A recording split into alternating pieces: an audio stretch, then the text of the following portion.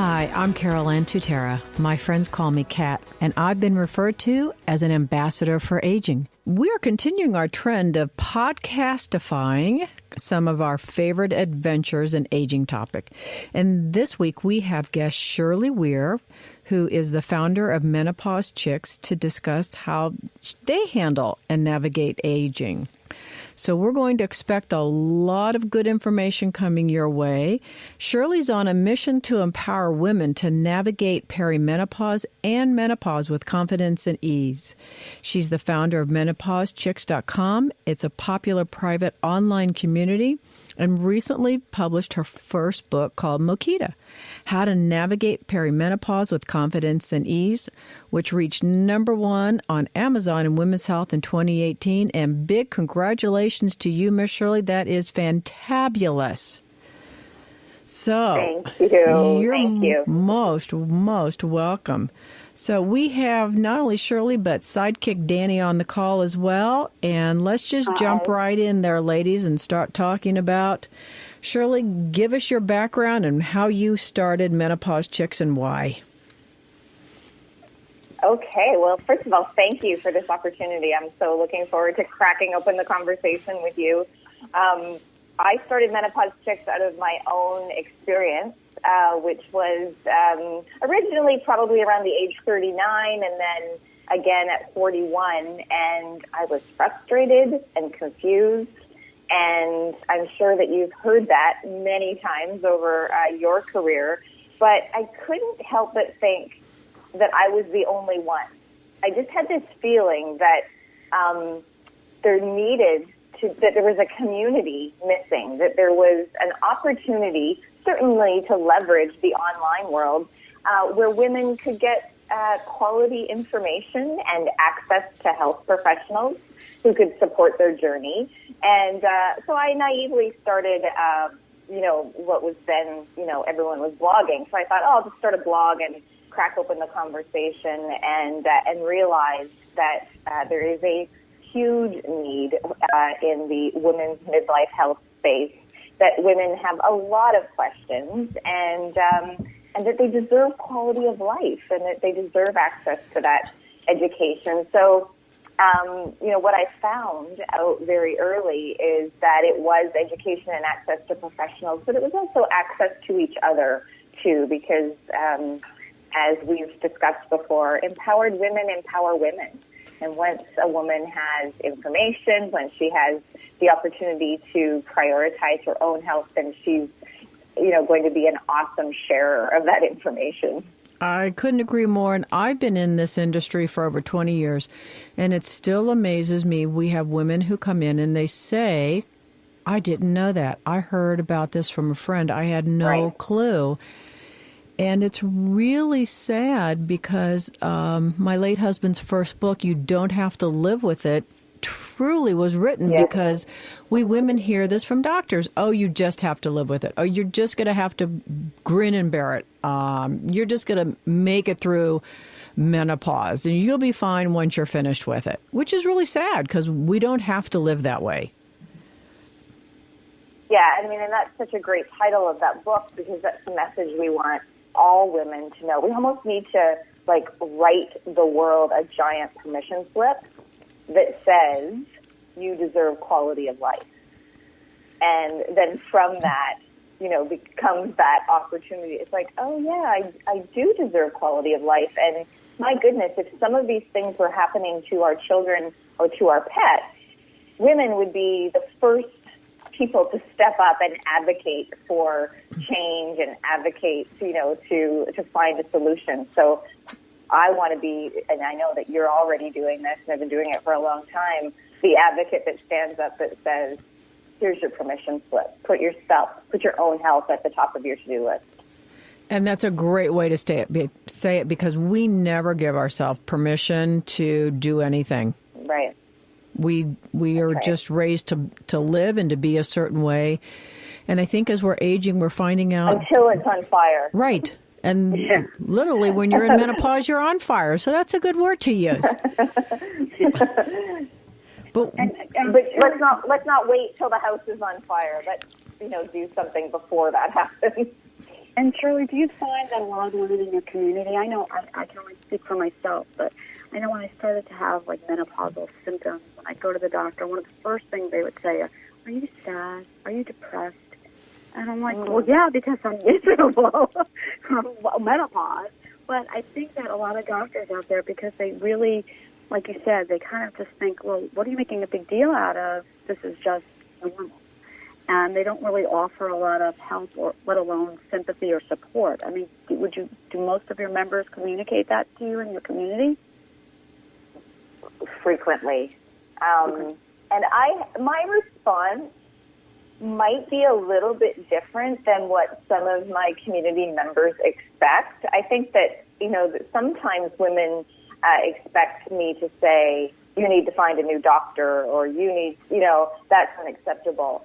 And I kind of come at it from a different angle. I already know that hormone balance is not taught in medical school.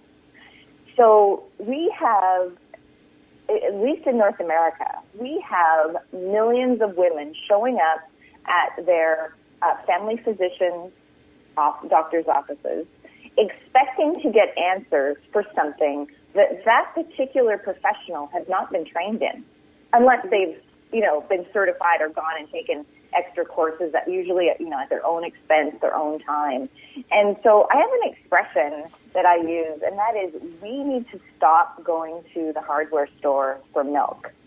Very good. We need to find and build a midlife health team of professionals that can support our journey. And that doesn't mean firing your family doctor. You need a family doctor. Your family doctor just might not be the best professional to work with you on balancing your hormones.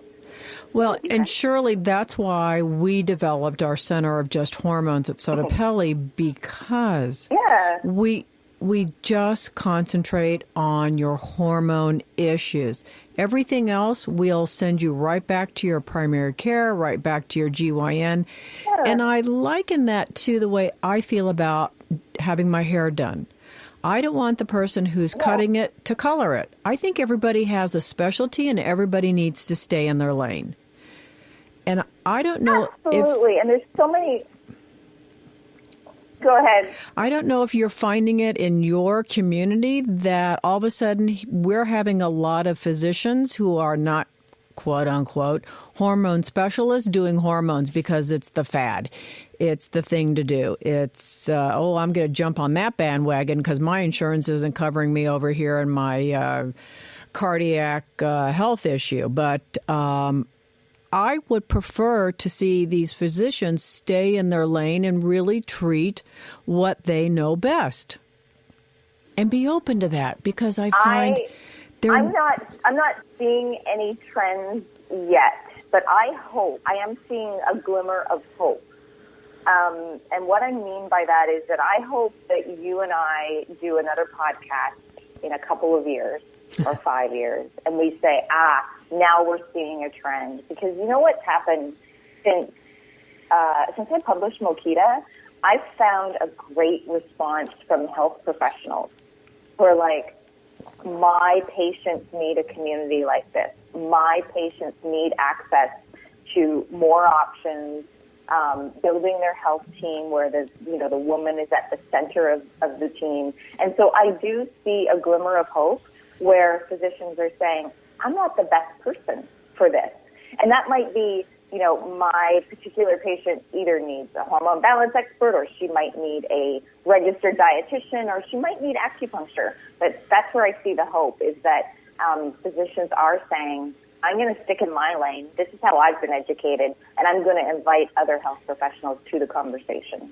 I think that's fabulous. I'm not seeing it yet. I'm seeing physicians jumping lanes. It's a glimmer of hope. Yeah, well, okay, tiny thimble. But I think it's great. But unfortunately right now, I'm seeing some very odd things in the medical world where I'm from. So you've mentioned Moquita a couple times. Yeah. We talked about it. Tell everybody what the name means and how you came up with it, because I think that's a fascinating story.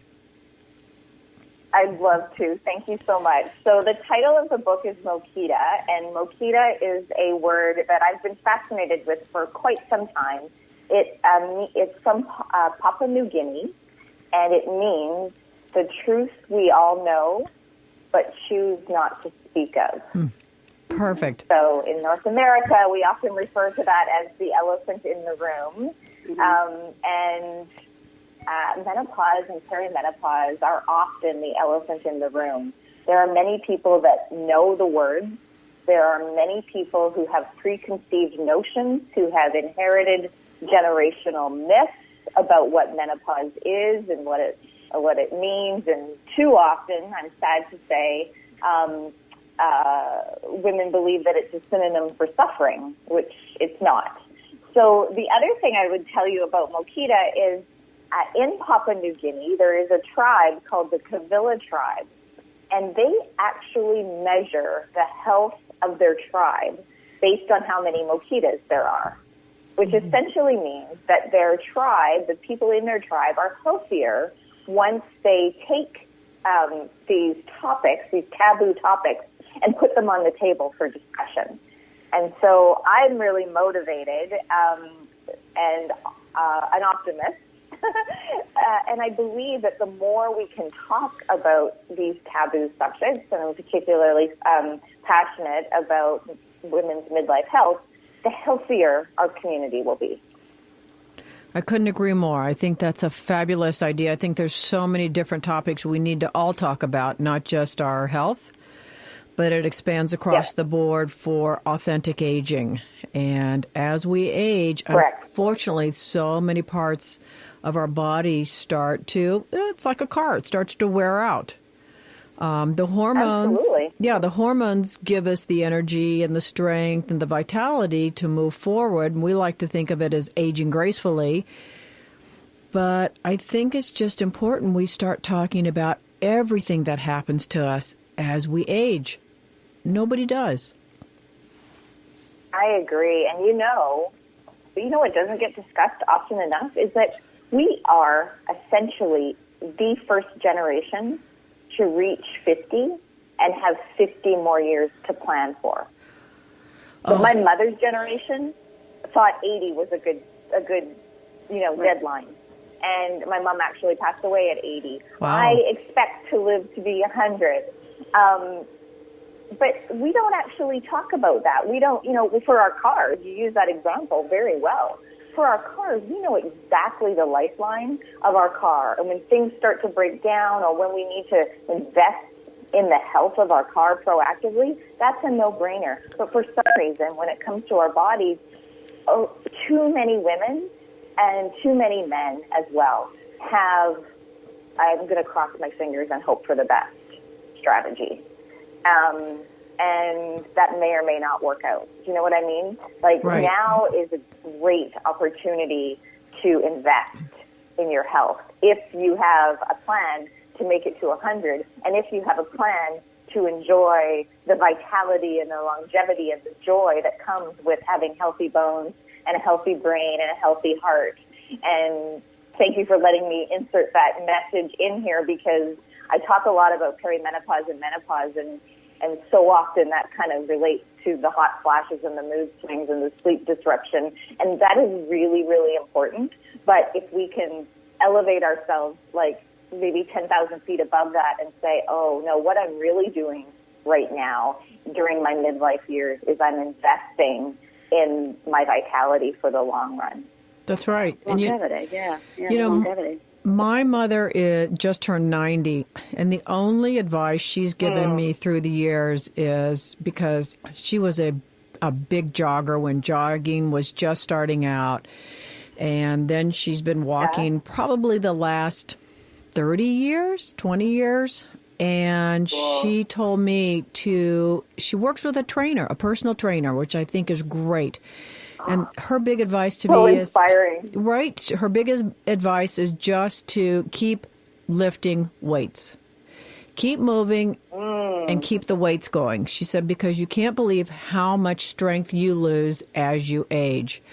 I think the older generation has so much wisdom and knowledge that we're not tapping into for information for our generation to age gracefully. I think we've missed that boat. We really have to open that door and that discussion so we know what we're looking towards and can make that better for ourselves as we're aging. Wouldn't you agree? I agree wholeheartedly, and whether it's our bones or our brains, our generation also, like, we're the busy generation. We're the ones that are like, oh, I don't need to think about that yet. And the truth of the matter is, you need to take your mom's advice to heart. Is what's the phrase? The best time to plant a tree is 10 years ago, but the second best time to plant a tree is today. So we have this that's a great saying. To take that to heart. Yeah, great saying. Yeah. I was looking in the mirror this morning and started noticing my skin is getting crepey. And I started freaking out. And I thought, no, why didn't somebody tell me this? It's not attractive. There's so much wisdom in that skin, though. Embrace the wisdom.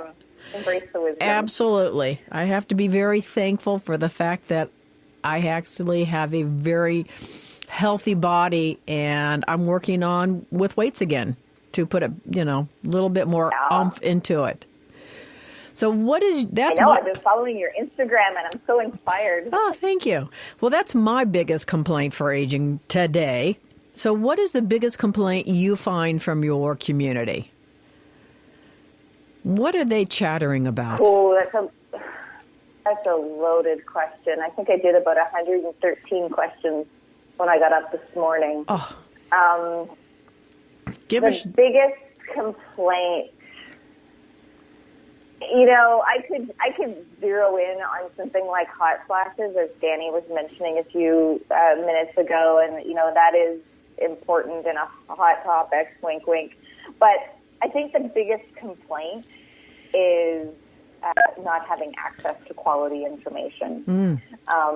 Women are waking up in their late 40s and wondering what's going on with them. And I always like to compare that to, how we currently educate our children right now. Like, we live in a society that embraces sexual education in our schools and open conversations in the home. And we would never send our daughter or our son into puberty in today's day and age without having information on what to expect and what changes are coming. But yet, we are a generation of women who are sending ourselves into midlife without having information and knowing what to expect. I think that's the biggest crisis right now. So, because if you're informed, you can make a decision about your health. You might choose to do nothing, right? But that's your decision, and you can choose to do something as well. And as you know, there's lots of easy solutions. This isn't a prescription for suffering, right? Shirley, do you ever get contacted by men because men go through changes too? So I think it's very interesting that there's been such success with women in your community. But I also feel like there's a lot of men out there that are also suffering in silence for similar types of changes in their body. And it's funny because I don't really know of any communities to help them. You are so right. And I do get asked about men frequently. It's more often in the context of men who want to support the women that they love, I'll be honest. So when I came out with Mokita, one of the first questions I got after our book launch was, when are you going to write a book for men? And I only thought about it for like a millisecond, and then I just picked up my book and said, here it is. Read this, because everything that you need to know is right here. I think it's sad that there isn't a community for men, and I think that it is sad that there are many men who are also suffering in silence. It's kind of the same crisis that we have, going back to when we were talking about the taboos in our culture, and that a man may feel like, he's not experiencing optimal quality of life, but doesn't know where to turn. Right, like for men, they say, oh, he's having a midlife crisis. For women, they say she's in menopause. So it's a very different cultural perspective on something that's very natural that's happening to both of those ages and both of those genders. So, I think it really is important because I think educating not just women, but like as you said, men, because a lot of men are really confused as to what to do when their wives are going through this, and what's the best ways to support them through this. It's when so true, and I don't similar changes too. And, what is the answer? Because right now what we have to undo, so we can educate and inform and have informed conversations, which, will chip away at this this big dinosaur bit by bit. But what is also happening and what we're up against is how many of those men and women that we are talking about who may be challenged with their health are then going down a path of being treated for mental health, being put on antidepressants. Right. And so that, that is something that, like, we need to turn this car around as well, and help both men and women understand that the power and the function of their hormones. And then once they have that information, what their options are for treatment. Right. So give us some of your options for treatment. What are you sharing with your community out there? Well, I think it goes back to what I was mentioning earlier. The very first thing I share is how to build your midlife health team, right? So that because that is the avenue that most the members of my community come to me at. It's like, my doctor said this and I'm at a loss, or I'm confused, or I'm getting conflicting information. The second thing I do is make sure that everyone is clear on definitions, and sort of have that one chapter of my book that explains the roles and responsibilities of certain hormones. And I think that once a member can get sort of those three things, they get clarity on the definitions of what we're talking about, they get education on the roles and responsibilities of hormones, and then they're exposed to who they can invite onto their health team. That's very empowering. Okay, that's if you were terrific. starting out today to go on a vacation, but you didn't have a map or know how you were getting there, or knew, what the culture of the country you were about to travel to, that would be a pretty scary adventure. But as soon as you sort of have those three pieces in place, it's like, oh, I can go on this journey. I can go on this adventure. I can see the light at the end of the tunnel. So I think that's really important. So, and let's break down what you mean by health team, because that has a different connotation, I think, to a lot of different people. Sure. How do you explain what a health team is? I explain a health team by example. Typically, I will paint a picture for a woman and help her answer the question, where do her values lie? There are some women who only want to work with their family physician, or they only are able to work with their family physician due to financial restrictions. Maybe it's an insurance thing, maybe it's access thing, maybe they don't have extended health benefits that might cover other professionals. And then once their values are sort of, okay, no, I'm open. Shirley, help me draw the shortest distance between 2 points. And we're like, okay, you need to work with someone who is trained and experienced in hormone balance. Other scenarios might be women want to build, I find a lot of women in midlife, they're like, okay, now's the time. I want to get a life coach, a registered dietitian, and I want to work with a hormone balance expert, right? So everyone is going to be different. Excellent. Excellent. That's what I was hoping to hear, not just the quote-unquote medical physician, but extending that beyond what is happening with the body, because this really takes an emotional toll on us as well. And I think the idea of having a life coach, it's fantabulous. I love that idea. I'm so glad you're sharing that with everyone. Because I don't it's know. going to be different for everyone, and it's different at every stage of our lives. Like, Right. I invited 13 health professionals to contribute to my book. I've seen about 6 or 8 of them myself. I can't see 6 or 8 of them all at the same time, but I'm open to acupuncture. I'm open to working with a hormone balance expert. I'm open to working with a life coach. And that might be, at 40, 45, 50, 55 weeks. We get to pick and choose as we go. And it's back to that giving women the permission slip that it's okay to say, I need help, and I'm going to ask for it. Right. I think that's fantastic. And everybody is the individual, but the willingness to be open is what's key here. Because a lot of people are not open to taking that extra step when the choices are so vast out there to go beyond just the hormone experts. Sometimes you need help with the diet. Sometimes you need help with exercising. You need help with the spiritual aspect, with the emotional aspect. I've always believed we need to heal ourselves from the inside out, and that takes a lot of work, not only on our part, but we've got to find the professionals that fit for us in order to put ourselves back together, because I personally feel we all kind of crack up at different times, and I see it as we're a bunch of eggs sitting on walls, and something's going to happen, and it just pushes us over, and we've cracked, and we need to find all those different people. But my being in this profession of hormones, if we don't take care of the hormones first and really take care of that well, we can't take care of anything else. And that's what I mean by healing from the inside out.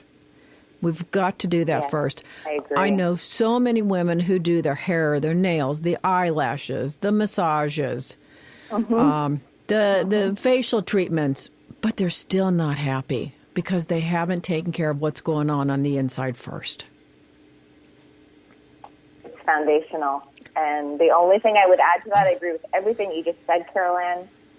You mentioned it's a lot of work, and I would add that we're worth it. Absolutely, we are.